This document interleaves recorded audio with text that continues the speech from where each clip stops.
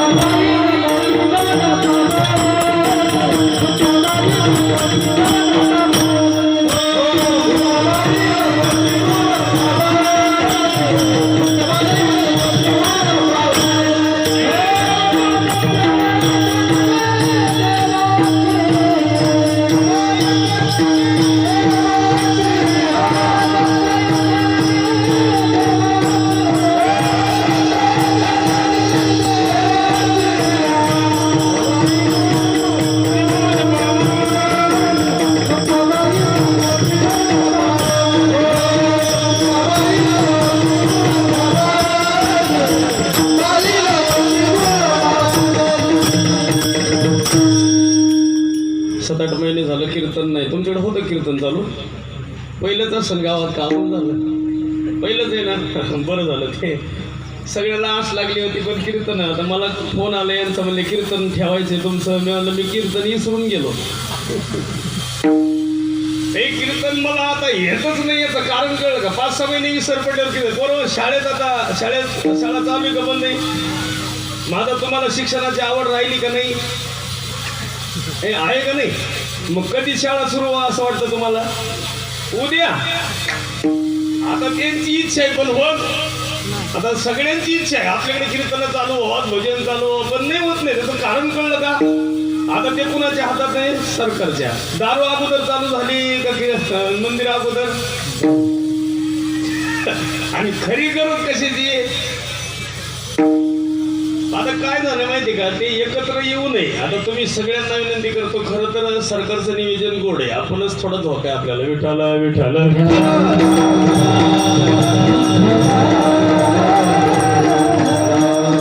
आज तुकाराम बाबाचं 14वाच ना 13वा आणि तुकाराम बाबा मुंजाजी डोरे यांच्या 13व्याच्या निमित्तानं कीर्तन आहे. थोडं कमी करा. आणि त्या निमित्तानं कीर्तन आहे. सकाळी उशीर झाला निघायला भरपूर लांब आहे. 313 किलोमीटर इथपर्यंत आलो मी 13व्याला. त्याच्या अगोदर 100 किलोमीटर रात्री आलो होतो. 413 किलोमीटर गाव आहे. इतक्या लांब यायचं ना आता परत जायचं. उगं 5-6 महिने आमचं जीवन बरं होतं आता परत सुरू झालं. 5-6 महिने अजिबात टेन्शन नव्हतं खायचं आणि बसायचं पण किंमत कमी झाली. माणसं कळत यांना विचार आपली किंमत राहिली होती काही कुणाचीच किंमत राहील नाही. किती मोठा टाळकरी वारकरी कीर्तनकार गायक ग्रॅज्युएशन सुन्नी कोणी कुणालाच विचारित नव्हतं. कशामुळं आपलं काम बंद झालं ना. आणि जोपर्यंत काम चालू होतं त्यावर बोलणं चांगलं होतं सगळं चांगलं होतं. काम बंद झालं ना सगळे लोक आपल्याला स्वार्थी महाराज. आणि असं बघा आता या कोरोनामध्ये तरी कळलं लोकांना स्वार्थी लोक आहेत. आता कळलं का नाही कळलं अजून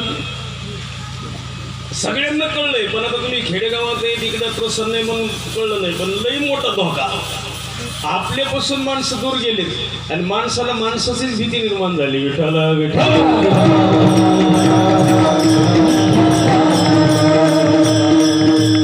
माणूस माणसापासून दूर गेला. कधी गेला. पहिला माणूस मनानं दूर गेला आता शरीरानं दूर गेलाय. पहिले माणसं कशानं दूर गेले ते मनानं. मन इतकं दूर गेलं की आई बाबाचा संग नको त्यांचं जीवन आपल्या जवळ नको त्यांचा 10वा आपण नाही करणार 13वा नाही करणार असे पोरं आहे. काही मुलं बापाच्या 13व्याचे पैसे देत नाहीत का नाही का आपला काही संबंध नाही जमीन त्यांना दिली होती. इतके स्वार्थी लोक आहेत. आजही बघा तुम्ही इथं बसलेल्या बरेच महिला आहेत अशी कोणती सून आहे रोज सासूला आंघोळ घालती आहे का सुनी तर कोणी. सगळ्या सासाच दिसते सोनं पुढे जे आहे ती सासा म्हणते आमची म्हातारी मरून गेली भाऊ कोणाला आंघोळ घालू. आता लोक स्वार्थी पण त्याला बघा बघा जन हे सुखाचे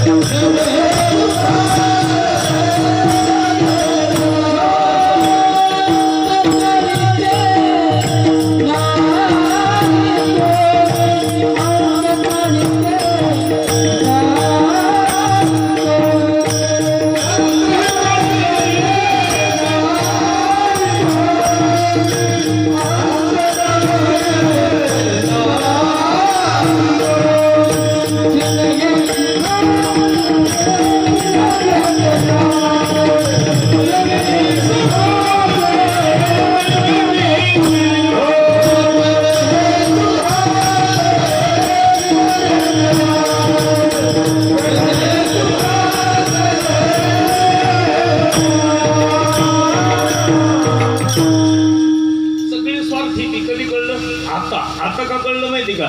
आता माणसाला माणसं जवळ नको वाटायलेत. आता माणसं पाहिजे का? कोणाला जर म्हटलं ना कोणी येतं का जवळ तर येते का लोक? आता नसन कळत ऐका, दवाखान्यात चेक करायला गेल्यावर ज्याच्यासोबत नेलंय तेही परत माघारी त्याला. आणि ते आपल्या भाषेमध्ये त्यांच्या भाषेत पॉझिटिव्ह निघाल्यावर माघारी आणते का? तिथंच ठुत्या. बरं ज्यानं नेलंय त्याला तिथं ठुत्या का? त्यालाही आणत्या. किती विशेष आहे बाबर का? ज्यानं नेलंय त्यालाही तिथं ठुत्या आणि ज्याला पॉझिटिव्ह निघालंय ते तिथंच ठुत्या. बरं मला खरं सांगा, किती प्रेमाचा असू द्या परत आणत्या का? आता उत्तर आहे का? एवढाच आजार सोडता बाकीचे सगळे आजार. एडच झाला तरी परत आणलं, कॅन्सर झाला तरी परत आणलं, निमोनिया झाला तरी परत आणलं, पण कोरोना झाल्यावर परत नाही ना. डॉक्टर जवळ येत होता पण बिगर किटचा यायचा. आता किटचे पैसे सुद्धा आपल्याला द्यावं लागते. त्याचं कारण कळलं का? आता सगळं बदललंय. आता काही लोक म्हणते देव नाही का? आहे ना, पण देव कसं आहे माहिती आहे का? तो दिसत नाही आणि असं काम दाखवते. मग लोक म्हणतील तुमच्या भजनानं काय हे परत येईना. हे बघा, मंदिरातले देव बंद आहेत, मंदिर कुलूप लावून बंद केलंय, पण मंदिरातला देव रस्त्यावर आलाय. आजही पोलिसाच्या रूपानं, मिलिटरीच्या रूपानं, डॉक्टरच्या रूपानं कोण आहे? देवच आहे. सफाई कामगाराच्या रूपानं कोण आहे? देवच आहे. तुमच्या इथं अंगणवाडीची बाई असन, नर्स असन, ग्रामपंचायतचे नोकर असतील, सरपंच असतील, ही सगळे एवढ्या काळामध्ये काय करीत होते? सेवाच करीत होते. फक्त आपण त्यांना रिस्पॉन्स देणं आपलं काम आहे. आता मला सांगा, ह्या काळात मी इथं आलोय म्हणून मला लोकांना गावात घेतलंय आणि माग घेतलं असतं का तुम्ही गावात? आता सगळं मोकळं झाल्यामुळं तुम्ही म्हणले आलेत महाराज, बरं आहे. नाही तर याच्या मागं नव्हतं. याचं कारण ही कधी 100 वर्षानंतर आलंय आणि ही इतकं धोक्याचं की सावध होण्यासाठी महत्त्वाचं काम आहे. जर आता सावध झाले नाही तर पुन्हा कधी सावध होणार? आता जे बदलले ते आयुष्यात बदलले. हे शाळा परत कुठंच नाही, हे शिक्षण कोणत्याच शिक्षकाकडं नाही, याची शाळा कुठंच नाही, ही कुठं ग्रॅज्युएशन पूर्ण करायला विद्यापीठ नाही. हा अनुभवाचं ज्ञान आहे. या काळात जो अनुभव मिळाला ना तो कधीच नाही मिळणार आहे महाराज. हो, त्याला सुंदर उदाहरण आहे. माथा मिली मज देखता आणि तुका म्हणे हरली चिंता. माझं जीवन बदललं पाहिजे. आणि तुम्हाला सहज सांगा, हे तरी तुम्हाला आता तरी 13वा करता आला, काहीचे 13वे नाही ना, आहे का? आणि उलट सरकारनं चांगलं काम केलं म्हणून आपल्याला तरी इथं बसता आलं. नाही तर कितीतरी लोक मेले असे जी शिबीनं लावून गाडावं लागले. आपलाही त्याच्यात नंबर लागला असता. सरकारचं नियोजन बरं आहे पण आपल्याला कीर्तन ऐकता येतं. आपलं आयुष्याची पुढची वाटचाल सुरू झाली. हे लवकरात लवकर लस आली तर आपलं जीवन अजून बदलणार, पण लस येत नाही तोपर्यंत भीतीच आहे. आणि म्हणून तुम्ही भाग्यवान आहेत की खेडेगावात, जे शहरात आहेत त्यांचं किती अवघड आहे, किती कठीण काम आहे. आता हे इकडलं अलीकडचं पोरग शाळा जातो का रे? काय नाव आहे तुझं? हां हां काय नाव? हर्षेल. उभा राहा बरं हर्षेल, उभा तर आहे. हां, तुला मावशी आहे का? आत्या आहे ना? खोटं बोलत ना? कीर्तनात खोटं बोललं का पाप लागते. कीर्तनात खोटं बोलत धंदा आमचा आहे. हर्षेल मला सांग बरं, मावशी आल्यावर मम्मी चांगला स्वयंपाक करते का आत्या आल्यावर? मावशी म्हणते ते मग कोरोना येईन का नाही येईन? सांग, ऐकलं का महिला म्हणलं तुमच्या लेकीचं करायचं काय आजी? आणि काय झालं माहिती, खरी नीती बदलली हो. बदलून गेला जमाना, बदलून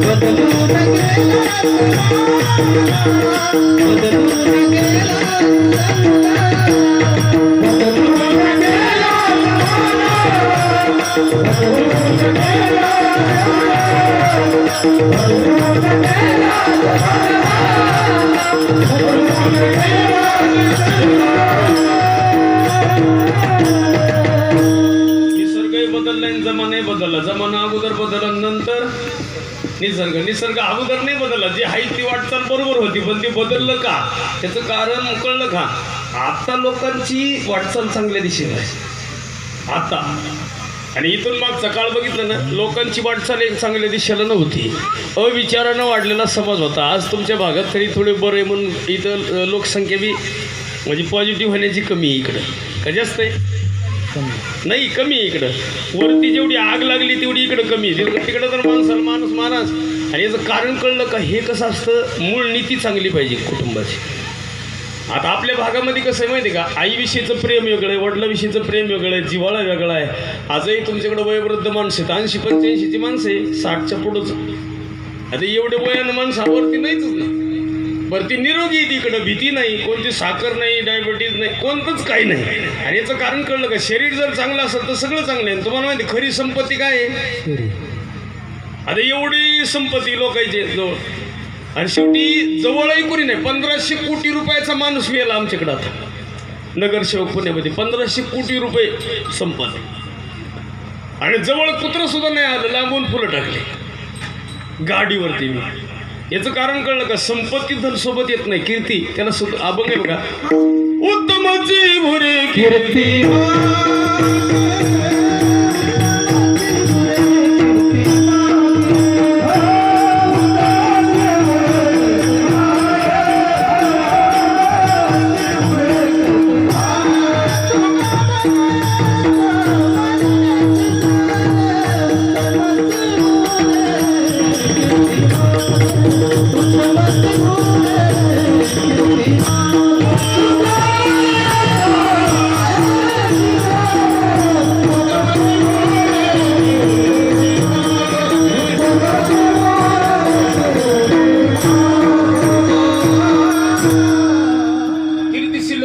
आपली कीर्ती शिल्लक आहे का?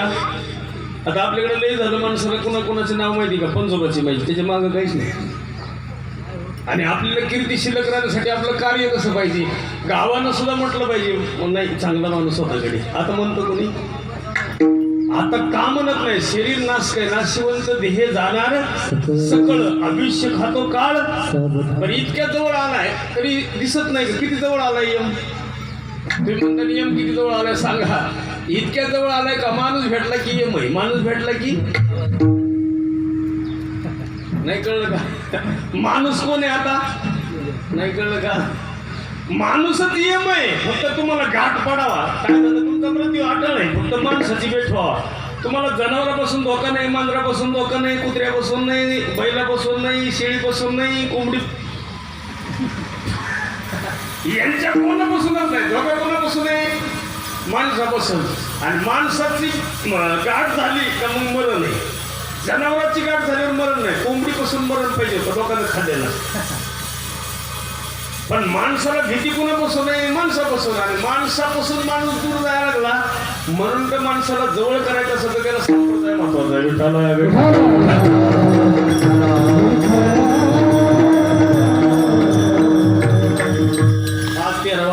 ते 13व्याचा विधी कसा असतो ते वाक्य सांगतो, पुढे जातो आहे का?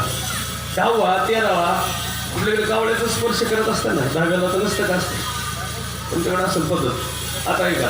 हे जे विधी आहेत, हे जर विधी नाही केले तर वडिलाचा आत्मा तृप्त होत नाही. अतृप्त आत्मा पुन्हा घराला कुटुंबाला त्रास देतो. नसेल कळत तर त्याला पुरावा आहे का? अतृप्त केलेले वडील त्याला पितृदोष लागतो. एकदा पितृदोष कुटुंबाला लागला की त्या कुटुंबाची पुन्हा वाहतात होती. पण कुटुंबाला जर सुख पाहिजे असेल तर ते वडिलाचा आत्मा तृप्त झाला पाहिजे.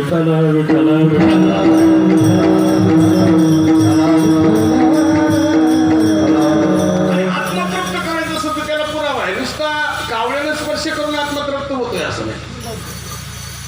त्याला इथं अन्नदान केलंय, त्याला ज्ञानदान आहे, वस्त्रदान आहे, गोदान आहे, अनेक प्रकारचे दान आहेत. त्याला पहिल्या काळात भूमिदान करायचे. आता जमीन कमी आहे म्हणून कोणी करत नाही. आज्ञानी लोक त्या काळात भूमिदानही करायचे, पण आता जी करतात करायची कारण वेगळे महाराज. आता फक्त अन्नदान करायचं, ही अन्न लोकांनी खाल्लं पाहिजे. आता काही हुशार लोक आहेत की हे खात नाही, त्याला विचारलं का उलट तुम्हाला खरं सांगू का 13वेचं अन्नदान खाल्ल्याच्या नंतर माणसाला कोरोना होत नाही. हे अन्न इतकं पवित्र आहे की हे यानं खाल्लं की हा आशीर्वाद त्या माणसाला देतो आणि ती मृत आपल्याला आशीर्वाद फक्त याचाच लागते, कुणाचाच लागत नाही. विठाला विठाला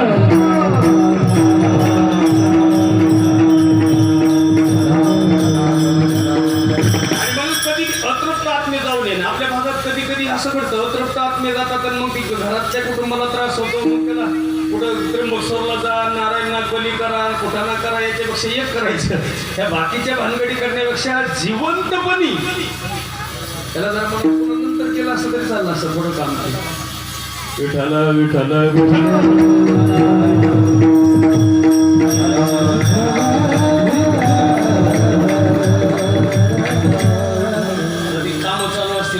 चालूच राहतं थोडं थोडं.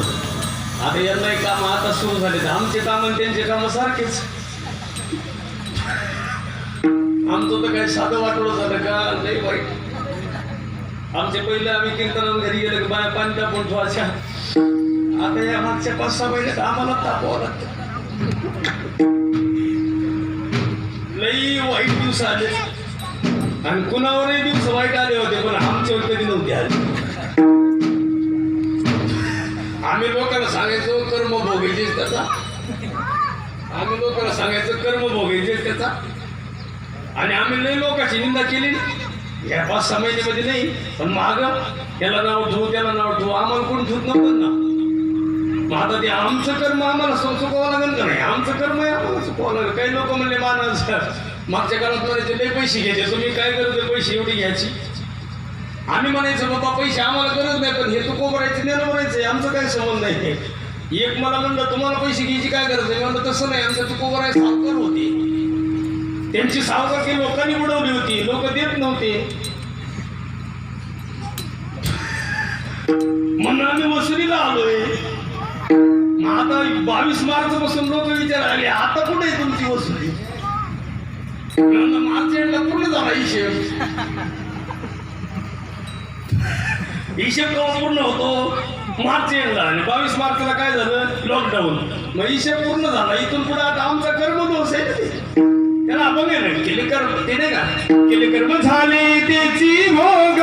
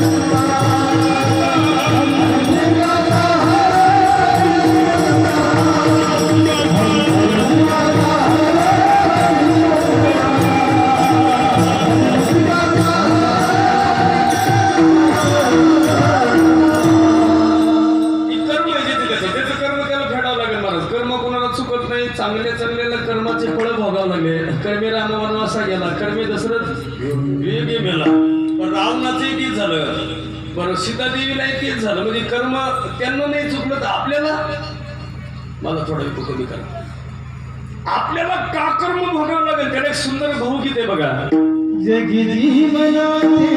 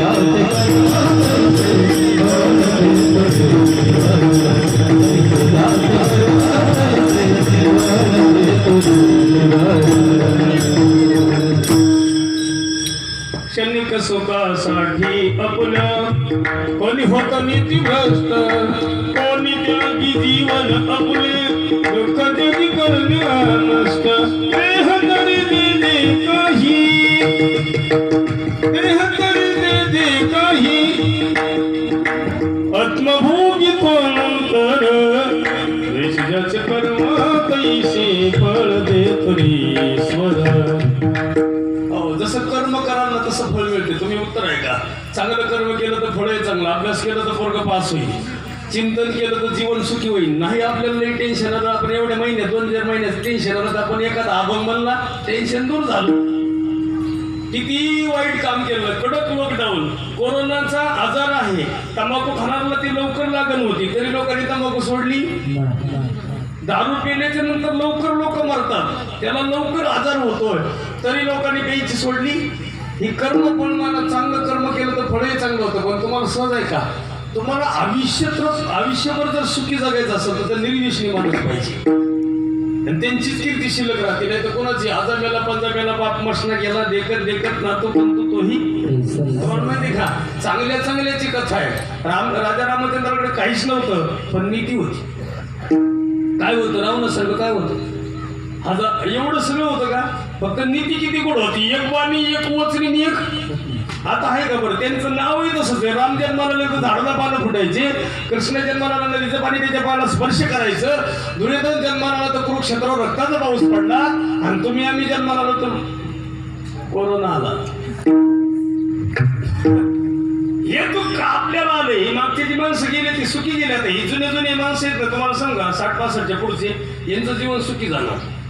पुढे 29ला आपल्या जीवनात काय येतं माहित नाही, 30च्या पुढं काय येते माहित नाही, 50 पर्यंत जगलो तर पुन्हा काय होते माहित नाही. आता सगळं धोक्याचं काम आहे. आता लाईफ टाईम काम नाही, लाईफ टाईम नाही. आता ती तुम्ही बांधलं नाही, आता तोंडाला बांधायचं काहीतरी आले ना ते मास म्हणते तो तुमच्याकडं, आमच्याकडे त्याला मुस्क म्हणते. तुमच्याकडे ते बैलाला बांधते त्याला काय म्हणते? मुंगस. हा त्याला मुंगस म्हणते. बरं ती मला खरं सांगा, आता माणसाला आलंय ती जड झाले. बैलानं किती वर्ष बांधून घ्या? बैलाला तुम्ही बांधलं का त्यानं बांधलं स्वतः? आपण बरं भरल्या पिकातून त्याला नेलं तर त्याला ते खाता नाही आलं, शेवटी त्यानं गच बांधलं, मोकळं नाही बांधलं. इतकं दुरीनं आवळून बांधलं. आता कानं सुद्धा दुखत आहेत, माणसं मोकळं करीत आहेत तोंड. आणि पोलीस दिसलं का मग लावी ते. पोलीस दिसल्यावरच माणसं लावी देत नाही तर तसं लावी. आता खरं सांगा, जर पोलिसाची इथं गाडी आली उभा राहिली तुम्ही कीर्तनात थांबणार? मी एवढ्या नियमाचा असून सुद्धा मी मुपर्ण काढून पोलिसाला जेवढे लोक घाबरते तेवढे आता कोणला. आणि तुम्हाला सांगा, त्यांना नीती सोडली नाही मला, त्यांना नोकरी नाही सोडली. लई पोलिसाला कोरोना झाला, बरेच पोलीस मेले पण त्यांनी नोकरी सोडली की देशासाठी काम करतात. आता आई ऐका बरं का महिलांना, तुमचं वय झालंय पण तुमचं जीवन सुखी. सांगतो सगळ्या सुनांना, आता तुमचं पुढचं भविष्य तुमच्या हातात नाही. फक्त तुम्ही एक करायचं. आता उगाच लोक देवा आता ह्याही काळामध्ये उपास दापास झालेले आहेत लोक, काय गरज आहे? आता ह्या काळात उपास सोडून द्या सगळे. उगा एखादच पंधरवाडीची धरायची ती बी सहन होती म्हणून. नाही तर प्रतिकार शक्ती शरीराची चांगली पाहिजे, शरीर असं खास पाहिजे. ज्याचं शरीर चांगलं नाही त्याला लवकर चिटाकते, आणि ज्याचं शरीर चांगलं आहे त्याला अजिबात धोका नाही, मग दणकून खास. आणि ज्यानं नाही काही खाल्लं ना त्याला लवकर चिटकते. माझ्या आईला सगळ्यांना विनंती करतो, जेवढे तुम्ही उपास धरीत असाल तेवढ्या सोडून द्या, जास्त धरू नका. हा एखादच धरावा. ते वयवृद्ध माणसाने उपास धरायचे नाही. काय पण पडलं नाही का तरी आपल्याला एकदा उपाशी राहायचंच आहे पुढं. जर आजार आला 15 दिवस उपाशी राहिलं तर कोणी खायला देणार नाही. आणि आता 14 दिवस तर कोणी खायला तिकडे काही देत. जर पॉझिटिव्ह निघालं तिकडे ठेवून देत्या. याच्यापेक्षा एक करायचं, शरीर उत्तम चांगलं आहे पण त्याला जपायचं. कारण ती याच्यातला राम गेल्यावर तो कशातच नाही. कशात आहे पुन्हा? याच्यातला गेल्यावर कशात येतो तो मंदिरात? याच्यातला गेल्यावर तो जगातून नाही राहिला, ह्याच्यात आहे ना, मग याला जपायचं. आणि याला इतकं चांगलं जपायचं. मी तर सहज सांगा, देवच माणसाला कळलं नाही म्हणून हे आजार आले. आम्ही नाही भानगडीत पडत नाहीत. मला त्या दिवशी एवढं लॉकडाऊन होतं, एक आषाढी एकादश होती, वारी चालू झाली ना, आम्हाला दिंडीत जाता येणार, पालखीच बंद झाली ना. माऊलीच्या पादुका त्या रेस्टीमध्ये टाकले आले. आम्ही असा विचार केला, आपल्याला असं नाही जाता येत तर आपण मोटरसायकलवर जाऊ. मोटरसायकल सुद्धा नव्हती जमत. मधून पायी गेलो आम्ही मधल्या रोड, तरी नाही जमलं. गावागावात लोकांनी अडवलं. पण तुम्हाला सांगू का, श्रद्धा प्रेम होतं. कसं तरी पंढरपूरच्या जवळ गेलो, बंडी शेगावपासून पुढे जाऊ दिलं नाही, परत माघारी गावाकडे. पण ती शरीर आहे ना, ती इच्छा व्यक्त करतं. सहज आहे का, आम्हाला पंढरपूरचं दर्शन नाही झालं याचं दुःख होतं. पण घरी आल्यावर माझे वडील काय मला म्हणले माहिती का, अरे तुला पांडुरंगाची गरजच काय, महादर्शन घे. बरं झालं काम. वडिलाचं दर्शन घेणं म्हणजे पांडुरंगाचं दर्शन आहे. माये बाबे केवळ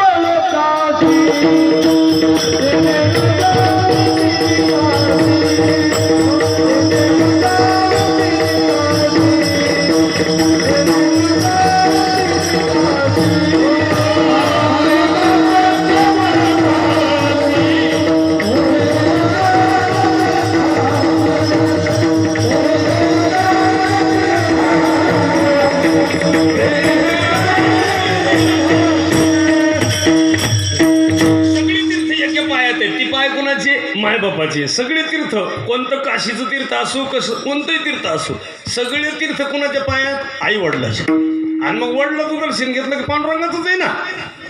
आता काल परवा दिवशी घटस्थापनाचा बसले आणि ते नवरात्र नव्हतं का, मग ह्या काळामध्ये आम्ही देवीला गेल्यावर तुळजापूरचं दर्शन नाही झालं. घरी आल्यावर म्हणलं आता कुणाचं दर्शन घ्यावं, बायकोचं घेतलं, कोणाचं घ्या. ती पत्नी सुद्धा ते म्हणतात बायकोचं दर्शन घ्या, शिकवणं बरं आहे का, ती देवीच आहे, फक्त आपल्याला माहित नाही कोणत्या देवीचा अवतार आहे.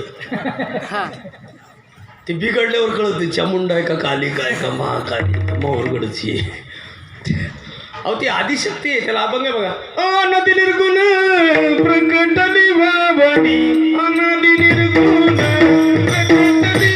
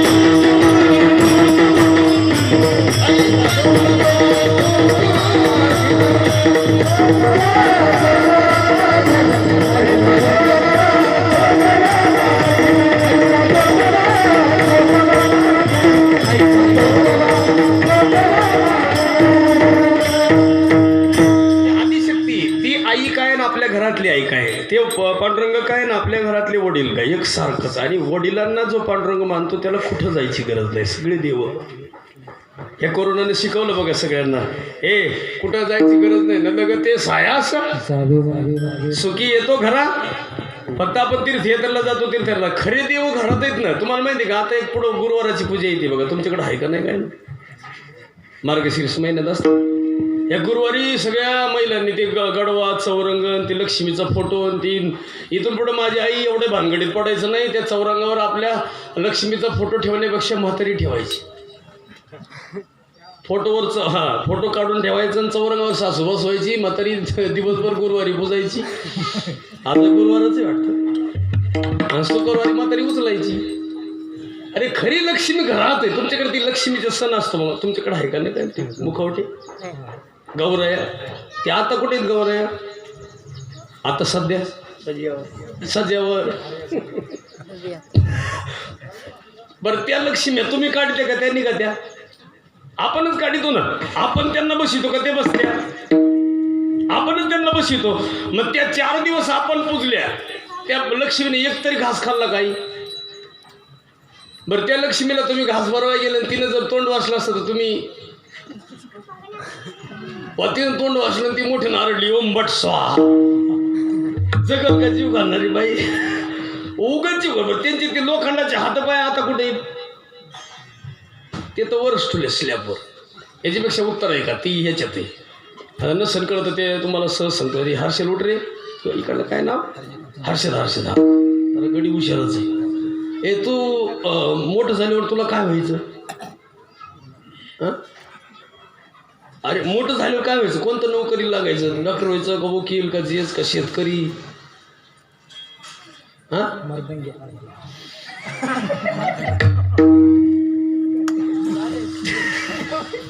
काय व्हायचंय कळलं त्याला? हा शिक्षण चालू आहे ना. पण व्हायचंय काय म्हणलं तेव्हा? मृदंग्या. अरे मृदंग वाजवणारा नाही, ते मृदंगाचार्य व्हायचे. आता मृदंग्या ती सहज म्हणून गेलं. तुमच्या भाषेमध्ये नाही का धोंडीराम म्हणत नाहीत लोक, धोंड्या. हा पण ते पहा त्याला काहीतरी व्हायचंय. हर्षल एकदाच उठा परत नाही उठीत तुला. हा तू लग्न करायचं का नाही मोठेपणी? खालचं कसं हसत आहे त्याला लय मग आल्यावर तुला ती मोबाईल आली, तुला करायचं का लग्न रे? तुला अवघडच काम आहे. तुला रे खरंच करायचं का नाही लग्न? हर्षल करायचं? अवघडच झालंय काम कुठाना. पोरं लय हुशार आहेत. मी काल एकाला विचारलं तुला मोठं झाल्यावर काय व्हायचं? तो मला नवरा. अरे मला हे तर सगळ्यांनाच व्हायचं. तू माय बापाला काही आलंय आता इकडं. अरे उभा राहतो. तुला लग्न करायचं मोठेपणी?